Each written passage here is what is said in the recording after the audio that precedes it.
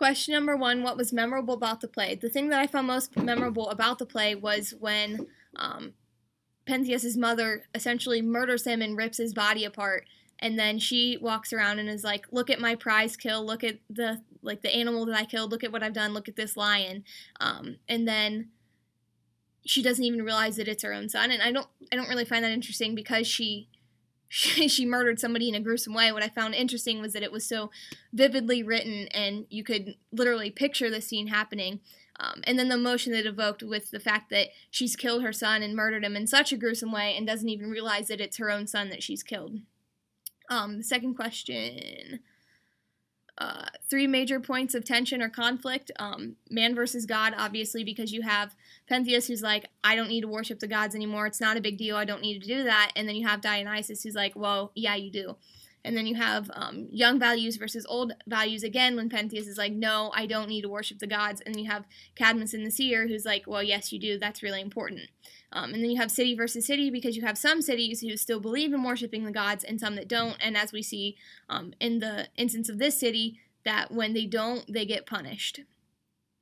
How the Maenads are depicted in the play, they're shown as being these crazy women who can't control themselves and are just going crazy and dancing and having sexual acts and just drinking wine the whole time. And then there is a consistent understanding because throughout the play everybody kind of agrees that that's what's going on. You know, Pentheus says, well, my mother, my aunts, they're not in their right mind. And Cadmus says, well, my daughters, they're not in their right mind. They're not thinking straight. They're crazy. And then Dionysus at one point even kind of almost admits that he's made them this way.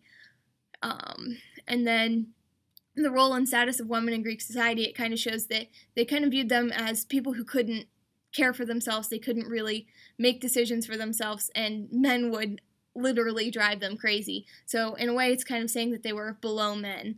And then the play is about, I think that it's kind of really a spiritual thing, but then essentially too, it's a look into the origin of theater. As we know from lecture, Dionysus is the god of theater, so you have these women dancing around and having all these theatrical things, even with when we see the king's mother walking with his head like it's a lion. That's so theatrical, and it's such a theatrical thing that it's really a look into the origin of theater. And then spiritual because it's kind of like a look at